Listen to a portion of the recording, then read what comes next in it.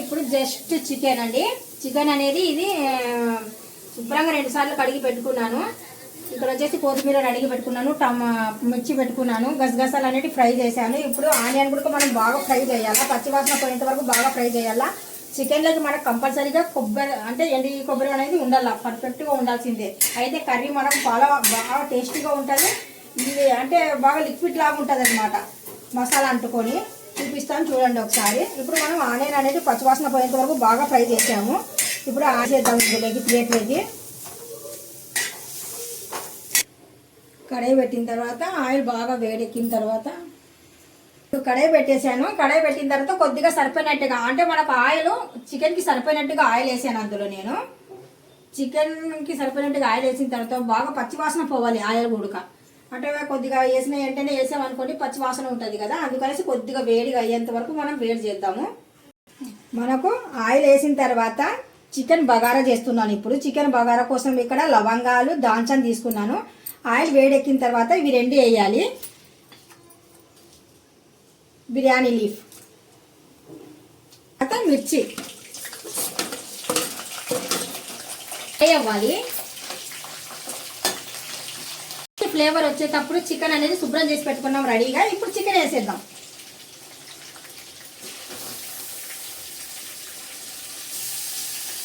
వేసిన వెంటనే నేను పసుపు పొడి అనేది వేస్తాను, పసుపు యాడ్ చేస్తాను అనమాట. పసుపు మనకు కొద్దిగా స్మెల్ ఉంటుంది అనమాట, పచ్చి వాసన లాగా. అందుకనేసి ఎప్పుడైనా కానీ సరే మనం వెంటనే పసుపు వేయాలి. మనకు చికెన్ కర్రీకి సరిపోయినట్టుగా కల్లుప్పు కూడా వేస్తున్నాను. ఇప్పుడు చికెన్కి ఒకసారి బాగా కలపాలి.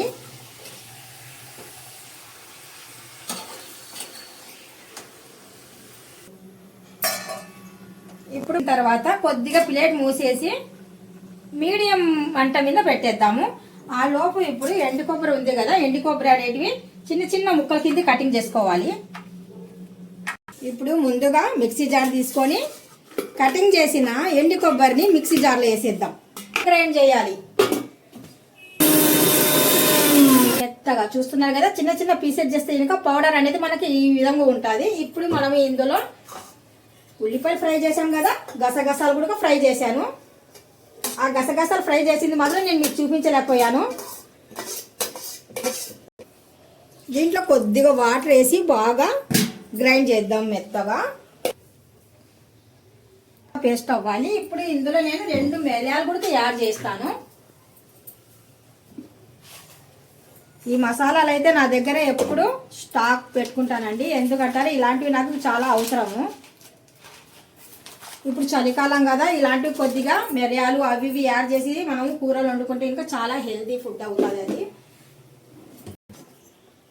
చూస్తున్నారు కదా, మెత్తగా కాకుండా అంటే మెత్తగా ఉంటే ఇంకా మనకు లిక్విడ్ లాగా అంటే కర్రీ అనేది చాలా బాగుంటుందండి. అందుకనేసి మెత్తగా పేస్ట్ చేయాలి ఎప్పుడైనా సరే వెండి కొబ్బరి.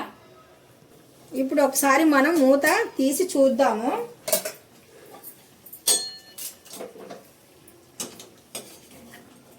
చికెన్ బాగా ఉడుకుతుంది కదా, ఒకసారి మళ్ళీ ఒక్కసారి కలిపేసి అప్పుడు మసాలాలన్నీ యాడ్ చేద్దాం. సరిపోయినట్టుగా టమాటా ముక్కలు తీసుకుంటున్నాను నేను 2 టమాటాలు అయితే చాలు. ఎందుకంటే నేను ఇందులో యాడ్ చేస్తానంటే చింతపండు పులుసు. ఎందుకు వేస్తానంటే చింతపండు కొద్దిగా కర్రీ అనేది చికెన్ మనకు మిగిలినా కానీ సరే అమ్మ వాళ్ళ ఇంట్లో కంపల్సరీగా చింతపండు వాడతారు. అందుకనేసి నాకు అదే అలవాటు ఉంది. కర్రీ చేసినప్పుడు కొద్దిగా చింతపండు అనేది యాడ్ చేస్తాను. అంటే ఈ టమాటా అయితే పులుసు ఉంటుంది, టేస్ట్ ఉంటుంది కరెక్టే. మనం చింతపండు యాడ్ చేసామనుకోండి, టమాటా కన్నా చింతపండు అనేది పులుపు ఎక్కువ కాబట్టి ఏమైనా కూరలు మిగిలినా కానీ సరే పాడవ్వకుండా ఉంటాయి. ఇప్పుడు ఇందులో మనం కట్ చేసి పెట్టిన టమాటా పండ్లని వేసేద్దాం. ఇందులో టమాటా ముక్కలు వేసాం కదా. ఇప్పుడు మళ్ళీ కొద్దిగా సేపు అల్లం వెల్లుల్లి పేస్ట్ కూడా వేసేద్దాం. అల్లం వెల్లుల్లి పేస్ట్. ఇప్పుడు మనకు చికెన్ అనేది బాగా ఉడుకుతుంది. చూస్తున్నారు కదా, ఇలాగ ఉడికేటప్పుడు మనము గ్రైండ్ చేసి పెట్టిన మసాలాలు యాడ్ చేయాలి.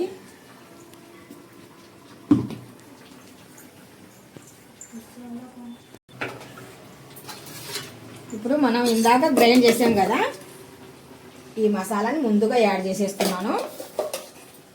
పాటు మనం సరిపోయినట్టుగా కారం పొడి అండి.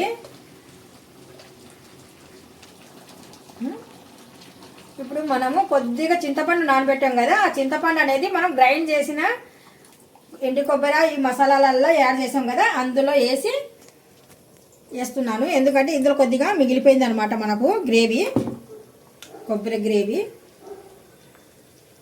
ఇంకా చివరిలో ఏమి తమిళ సగనికాలు బేకింగ్ పోసా చాటకి నజ్జిక్సి కాడమా తమిళ నజ్జిక్సి పడిపోచ్చు.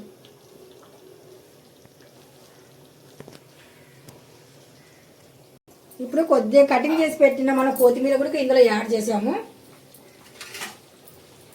ఇప్పుడు మళ్ళీ ఒకసారి బాగా కలపాలి. చివర్లో కొద్దిగా నెయ్యి కూడా యాడ్ చేస్తున్నాను. ఇప్పుడు మొత్తానికి బాగా ఉడికి మన గ్రేవీ అనేది దగ్గరికి రావాలి. అంతవరకు మనం కొద్దిగా మంట అనేది తగ్గించేసి పెట్టేద్దాము. ఒక 5 నుండి 5 నిమిషాలు, 5 నుండి కాదు 5 నిమిషాలు వదిలేద్దాం. మనకి మొత్తానికి కర్రీ అనేది బాగా ఉడికిపోయింది.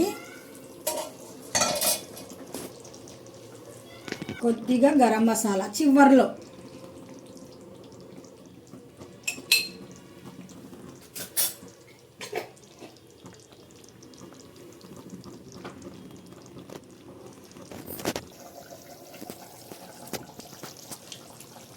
చూస్తున్నారు కదా ఎంత బాగా వచ్చింది గ్రేవీ. ఇప్పుడు స్టవ్ ఆపేస్తున్నాను. చికెన్ కర్రీ అనేది మనకు బాగా రెడీ అయిపోయిందండి.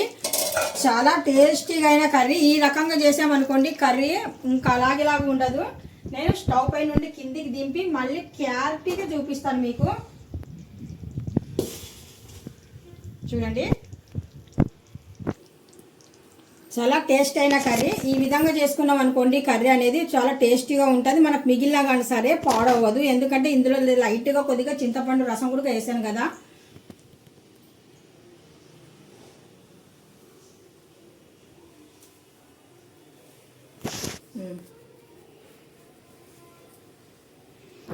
మొత్తం ఇద్దరు దేకు బాగా జిక్సి పడేసా.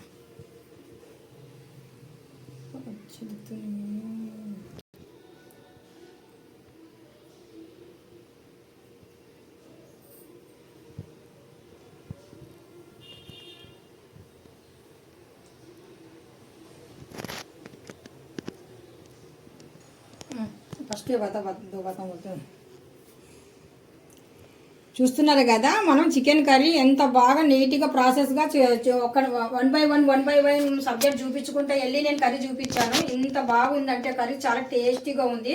కర్రీ అనేది మనకు పర్ఫెక్ట్గా వచ్చిందండి. చికెన్ కర్రీ చాలా టేస్టీగా ఉంటుంది. నేను చెప్పిన విధానము మీకు నచ్చినట్టుగా అయితే ఇంకా ఈ కర్రీ మీకు నచ్చినట్టుగా అయితే ఇంకా లైక్ చేయండి, షేర్ చేయండి, కామెంట్ చేయండి.